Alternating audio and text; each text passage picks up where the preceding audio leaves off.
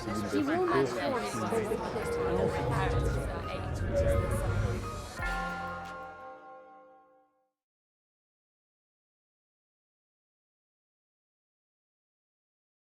Today, we have a very special treat. And before I talk about the treat, I want to thank Patrizia Ferrari. Patrizia, are you in here? Well, I want to thank Patrizia for setting up this great event. And it's my, what were you going to say? Go on. Oh, I plan on going on. I want to say a couple of words about my friend and colleague, Cass Sunstein, who many of you know, but may not know about his various areas in which he's contributed. George Bernard Shaw, I think you know, said those who can do and those who can't teach. My favorite politically incorrect philosopher, Woody Allen, did a riff on that. And he said, those who can't do, teach, and those who can't teach, teach gym. Well, I hope there aren't any gym teachers here. But our featured speaker today to follow, and here's Patrizia Ferrari, who I was just introducing a minute ago. Thank you, Patrizia. Our featured speaker today, to pursue the sports metaphor for a moment, is a triple threat. For decades, if you will, if I may be so bold, he has taught at two leading institutions of higher learning and received teaching awards at the University of Chicago and that other institution that I can't remember that's on the banks of the Charles. I think it's a clone of Oxford. So Cass is a great teacher. And unlike Shaw's remark, he's also a great doer. He's had a distinguished career in public service, most recently as what is affectionately known in Washington, D.C. circles as the regulatory czar. He oversaw for President Obama, or with President Obama, the regulatory functions of the executive branch in the United States, which I'll be talking a little bit about in my lectures over the next 6 or 7 weeks, just another plug. And finally, and probably the main reason you're here, is he's an amazing scholar. He's made path-breaking contributions in law, social science, behavioral science, many areas. Many of you are probably familiar with the book Nudge, which I think he's responsible for at least the title that he wrote with Dick Thaler. And on which, partly at least, he's going to build the lecture today, Choosing Not to Choose. So Cass is broadly going to talk about the decision to choose, or when we might like to choose, and how to think about valuing that, valuing the notion of having a choice or not having a choice. Let me say 1 or 2 words about the ground rules, because we're a little bit constrained. Unless you have an absolutely pressing question, hold on to it, because we're going to have ample time to have a question and answer period after Cass delivers the main body of his remarks. So with that, would you please join me in welcoming my friend Cass?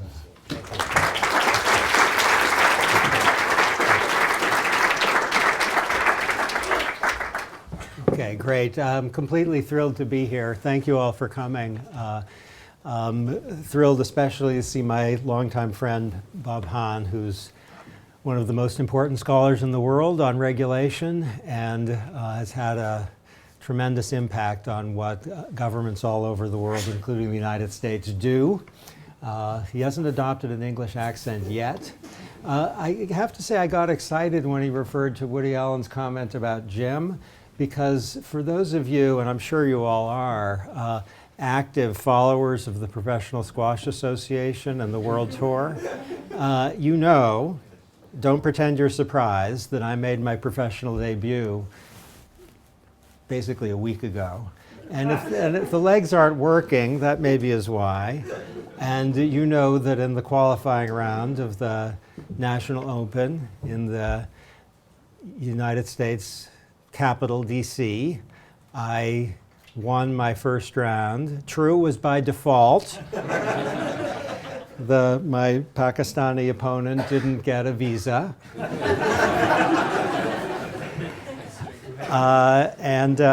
We won't tell what happened in the finals of the qualifier.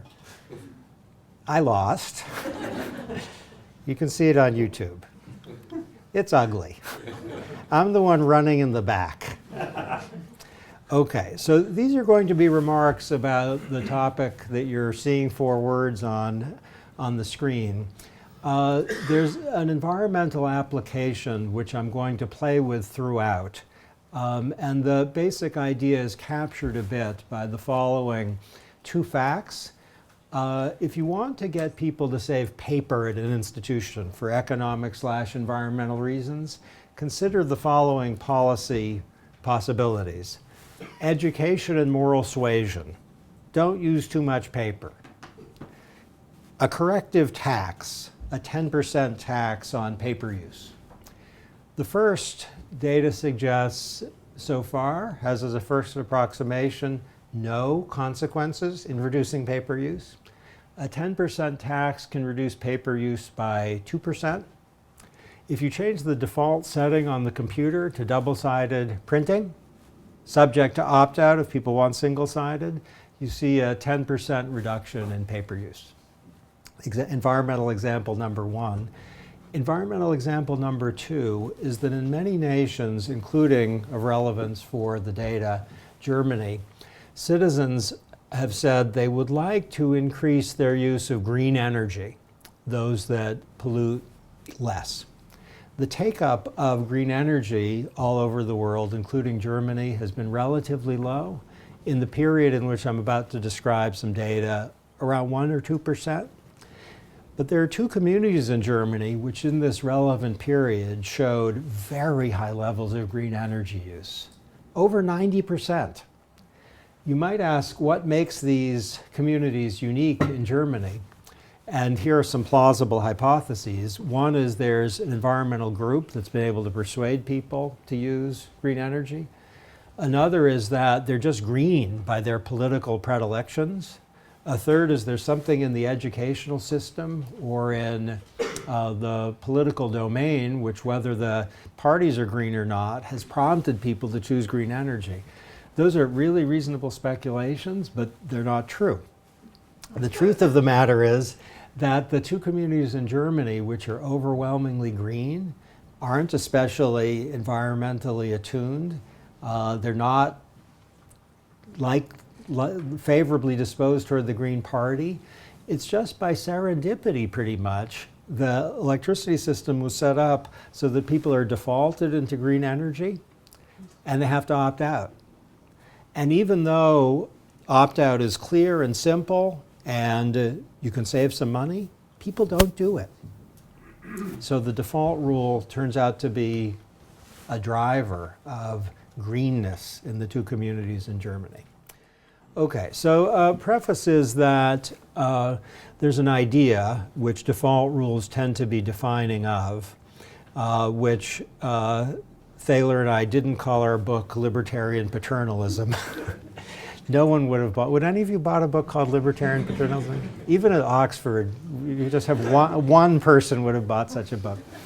Okay, so the idea is to, as in the cases just given, to maintain freedom of choice while also steering people in a direction that is, by the lights of the choice architect, desirable by reference to the welfare of the chooser, not by reference to the choice architect's independent judgments.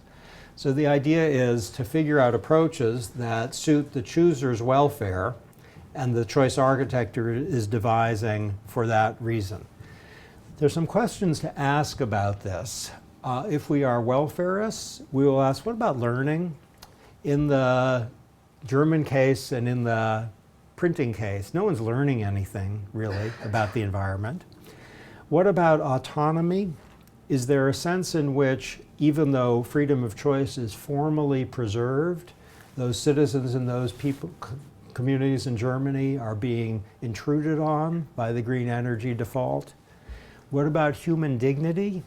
in some cases, might something like a GPS actually intrude on people's dignity because it treats them a little like infants, maybe? And what about respect for persons? Seeing of them as agents rather than objects of government? Okay, those are questions which the book the artist formerly titled Libertarian Paternalism, doesn't adequately answer. Okay, nudges are everywhere, whether we like them or not. So the anti-nudge program is not for this world. It doesn't suit, in the sense that it's not a logical possibility for the human species or for felines or canines. That's just not possible.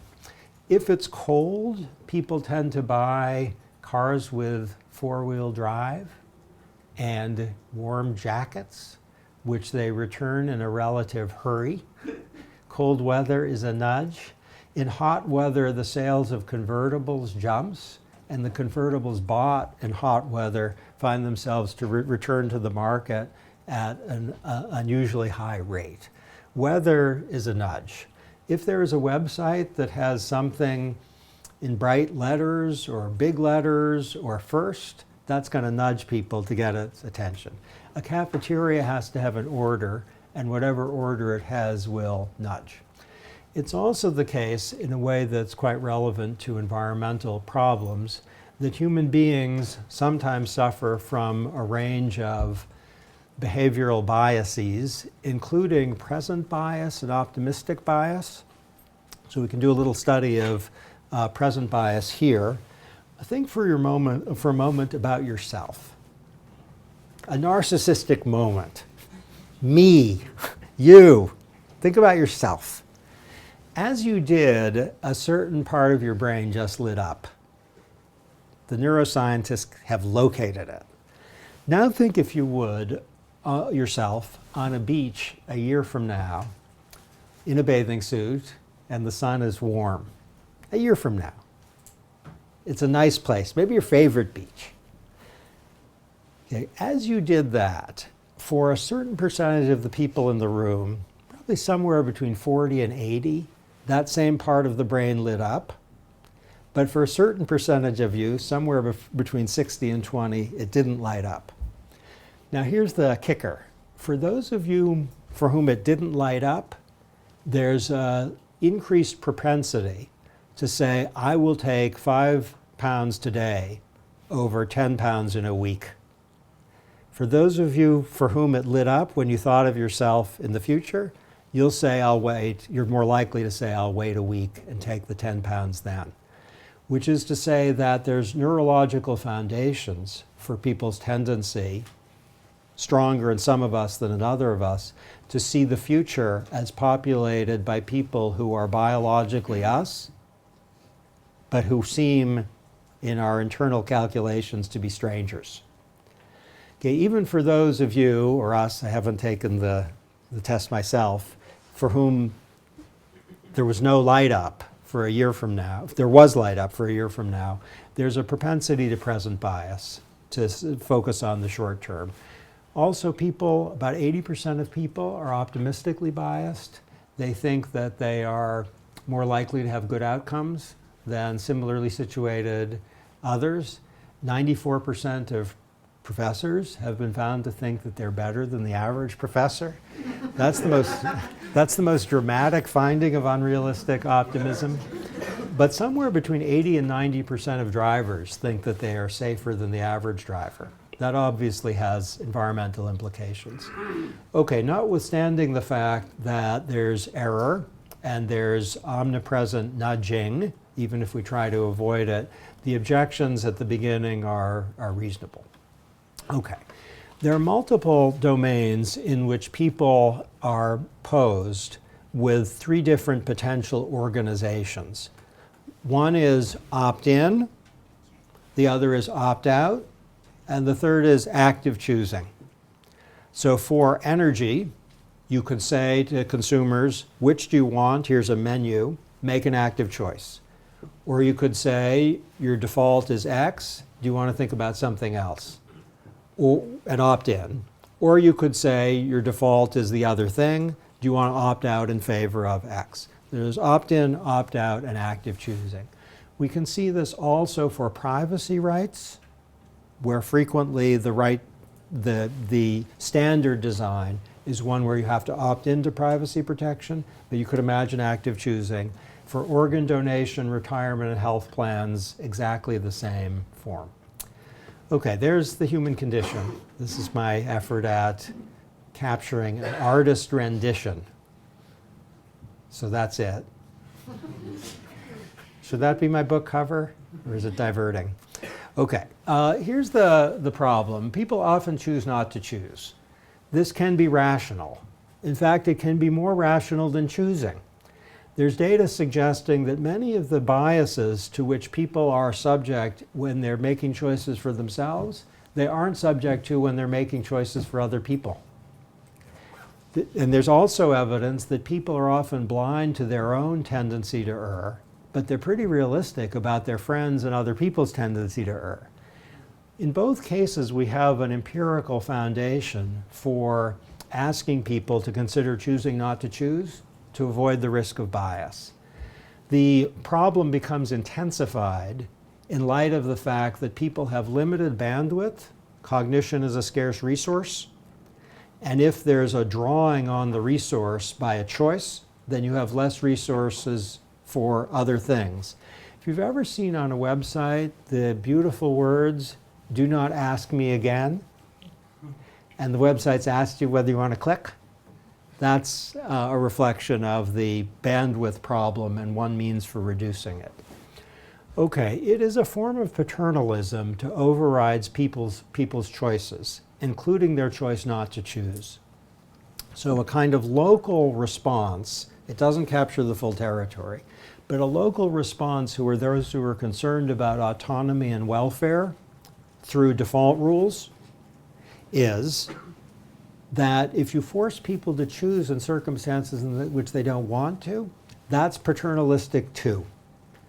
So active choosing as a foundational principle, often deployed as an alternative to default rules, active choosing is frequently an intrusion on the chooser who prefers not to choose.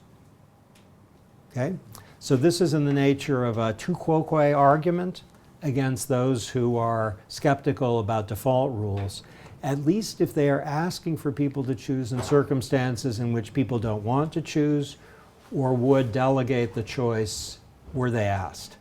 And I hope you're thinking of environmental contexts where this comes home. Okay, I'm going to be making 4 claims, and they are each abstract. Apologies for that, but I hope the specifications will come to mind. Claim number 1, impersonal default rules should generally be preferred to active choosing when the context is confusing and unfamiliar, when people would like not to choose, when learning isn't important, and when the population's not heterogeneous along any relevant dimension. So if you think of the context of retirement planning, where let's stipulate you have a group of people who aren't diverse in a way that matters, retirement planning's hard. So whether to get a passively managed index fund that's highly diversified or something else is something that ordinarily, once one says that sentence, people think, let's talk about something else. That's an area that's confusing and unfamiliar. People don't want to choose. Learning isn't particularly important for most people. Go for it. And there are environmental analogs. The qualification is if the choice architects cannot be trusted, if their rules would be harmful or dumb, then it's best to insist on active choosing. But that's kind of the canonical case for an impersonal default rule.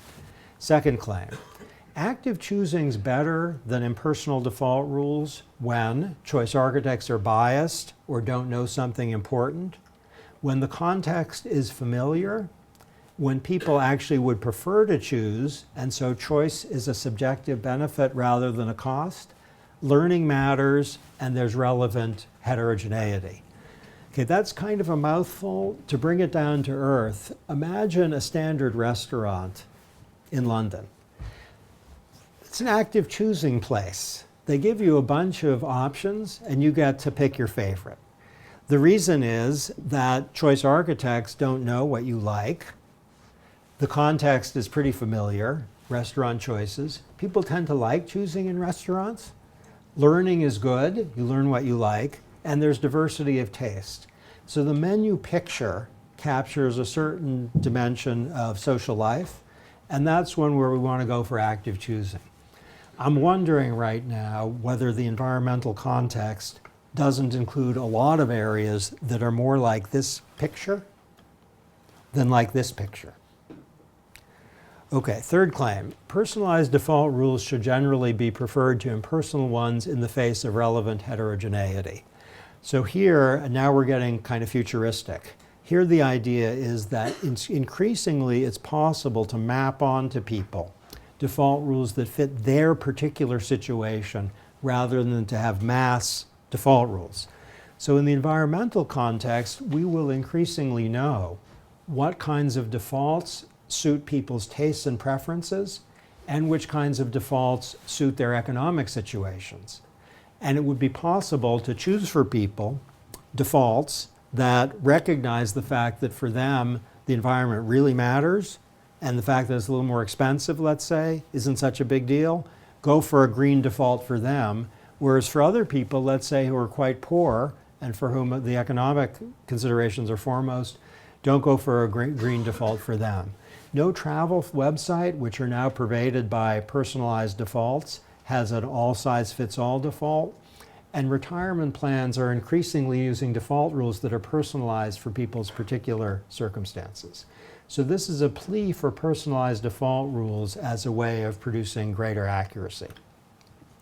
Okay, the fourth claim is personalized defaults have big advantages over active choosing because they produce benefits in terms of accuracy without requiring people to devote time and effort to choosing.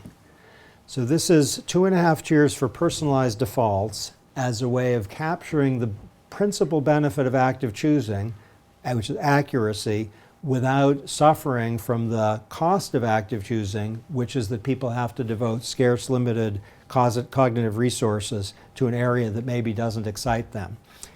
Now, one thing that's built into this slide is engagement with a recent, believe it or not, book from Friedrich Hayek.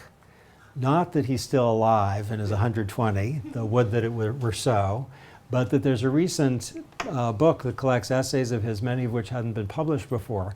And Hayek urges in I think a stunning paragraph, that the planner's inevitable ignorance of people's tastes and situations is the chief argument for liberty. He's urging not that autonomy or dignity is the reason people have freedom of choice, it's that no one knows as well as they do what's best for them.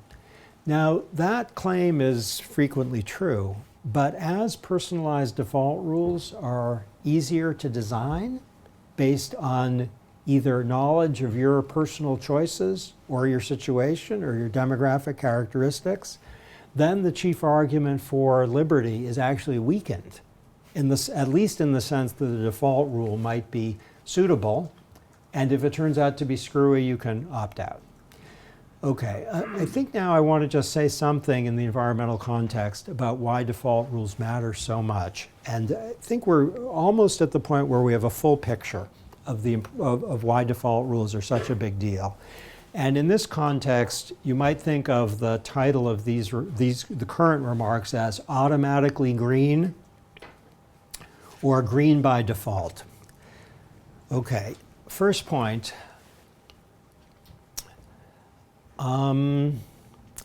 Professional golfers do better putting for par than for birdie. That shouldn't be true. There's a lot of money on the line, and a stroke is a stroke. A birdie putt doesn't help you more than a par putt that avoids bogey. They're equivalent strokes. And yet professional golfers do better. They sink their par putts when they miss equivalent birdie putts. Why would that be? 2 more bits of data. In fact, professional golfers would make a lot more money if they putted as well for birdie as they putt for par. Washington, D.C. had a little environmental experiment a few years ago. They said if you bring your own bag and don't ask for one at like little stores, convenience stores, we'll give you a nickel. That had zero impact on use of bags at convenience store. Then they changed it to say if you bring if you ask us for a bag, you're going to have to pay a nickel. That has a massive impact. People are not using the bags.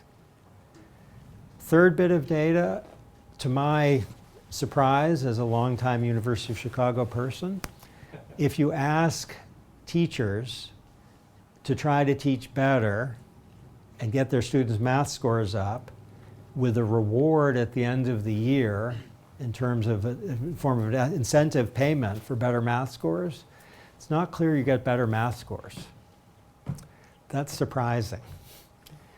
But if you give teachers a pot of money at the beginning of the year and tell them if you don't get better math scores, you're going to have to give the money back, then the math scores jump.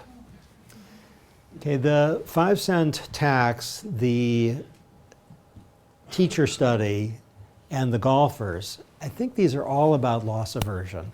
People hate losses from a status quo, and the central point is that whether something is a loss or a gain depends on a reference point, which is established by the default rule. So par just is the reference point by which birdies and bogeys are measured. A bogey's a loss, a birdie's from gain, and then performance is established accordingly.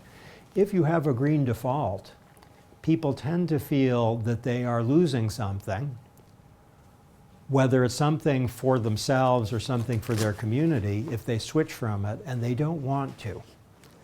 Which is to suggest in the environmental context, the power of a green default comes partly from a sense of a personal loss in terms of something people care a bit about, and also for a sense of guilt or shame.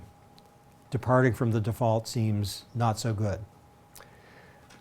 Okay, second factor, power of inertia. In the District of Columbia and in New York, there's something I haven't observed in London, which is there's a touch screen in taxi cabs, and you put your credit card in, you swipe it, and there are default tips that are suggested. The default tips are frequently 20, 25, or 30%. That's high, yes? The norm used to be, I think, 15%. The effect of the default tips, 20, 25, or 30%, has been to produce, now millions of cab rides have been studied through a randomized trial, a 10% increase in intake. That's a $6,000 raise for a cab company, small one, that's bringing in $60,000 a year. For an individual driver who's bringing in $6,000, that's huge, $600. Why is that? Part of it is that departing from a default rule requires some effort, and there's a kind of effort tax. And when people stick with, in Germany, the green default, one reason, surely, is that they both have to pay attention to the problem, try to form a preference in the first place which they may lack, and then take action accordingly. And since inertia is often a pretty strong force, they don't. Now, this is a warning as well as an opportunity for the policy tool. It's a warning that people might be stuck with a default rule which on reflection they don't like so much, but it's an opportunity in the sense that a default can really have big impact. Okay, the third reason that default rules matter is they seem to be an informational signal. We don't know enough about this in the environmental context, but generally, if an institution adopts a default, let's say in favor of putting a certain percentage of your savings, your take-home pay into savings, people think someone who is knowledgeable and maybe has your interests at heart has thought that's a good idea. And that means you shouldn't depart from their view unless you have private information that supports a change. And there's good evidence that this is so, both from ex post accounts that people give about why they didn't change the default, and from a finding which is that poor and low educated people are less likely to change the default than people who have a lot of education and some resources. It may be because they have more time, and so the effort tax is for them more worth incurring, but it may be that they also have more confidence in their private judgments, so they're willing to override the default.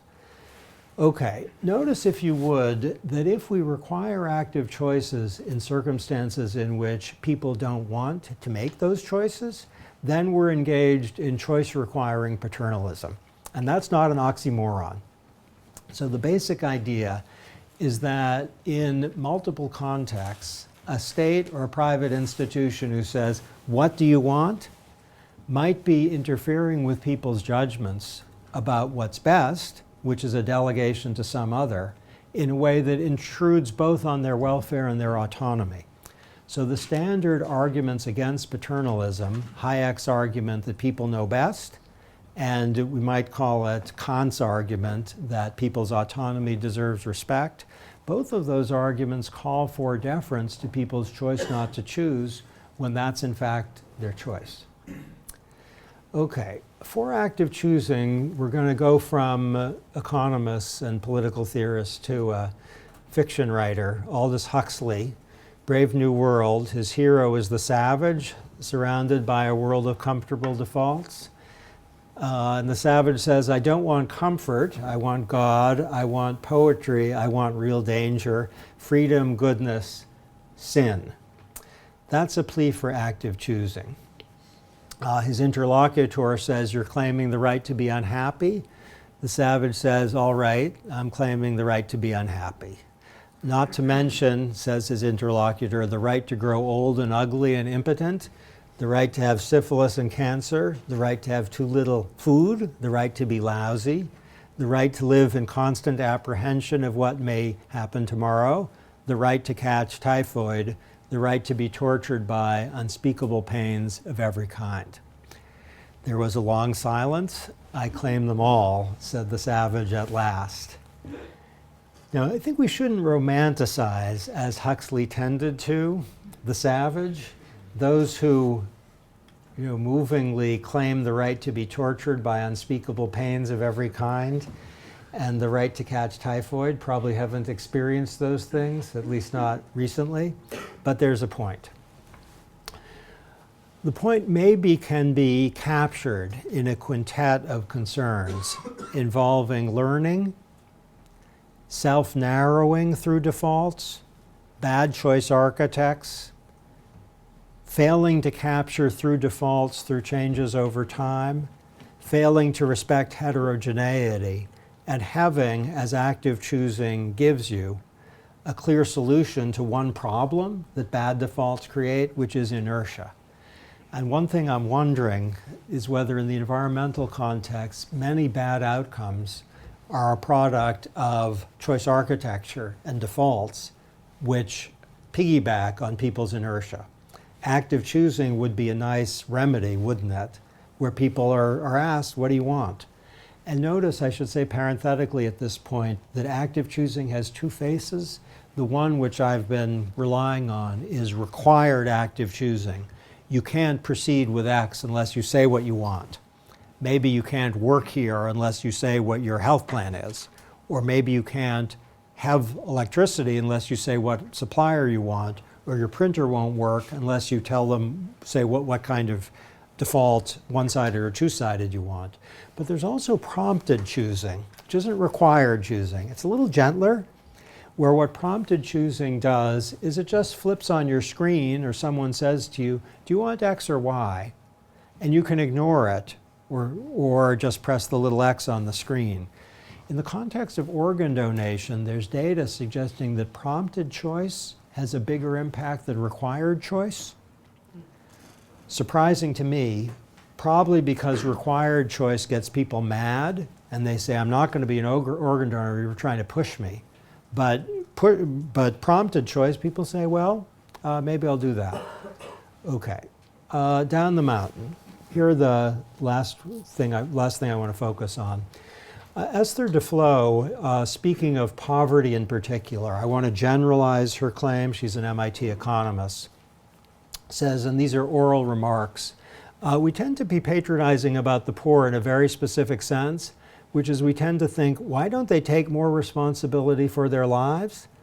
What we are forgetting is the richer you are, the less you have to take responsibility for your own life because everything is taken care for you.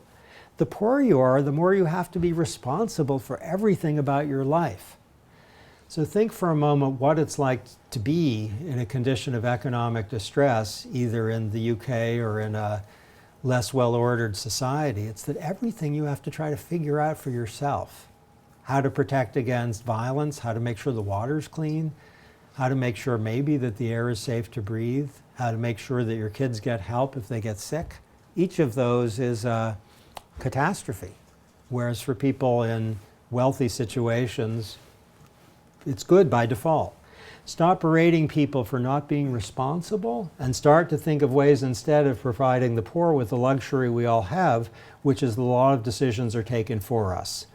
If we do nothing, we are on the right track. For most of the poor, if they do nothing, they are on the wrong track. I think those are the key sentences. Okay, this is just a way to suggest that if we're focused on the costs of decisions and the costs of errors, frequently default rules are preferable to active choosing. Burdens on choosers in the form of decision costs are too high for many people already, and active choosing can aggravate the problem. If every time you bought a cell phone or a computer, you had to make active choices about all the ingredients, you'd probably still be there. Instead, you're getting a bunch of things by default, and that means the experience for the provider is a lot easier, which means that the costs are lower for you and your experience is better. But the most important point really involves errors, I think. In areas of high technical complexity, forcing people to make active choices puts them in a position they're not well equipped to be, and they often are blessed by a default rule. Okay, this is a long way of saying in general that default rules are a way of promoting individual welfare and also freeing people up because of taking away their obligation to focus on things that aren't their principal concerns, and that in the environmental context, there's maybe been disproportionate attention to the issue of mandates and bans, important as they are, and insufficient attention to the relevance of choice architecture, which, if things are working well, ensure that people are automatically green. Thanks.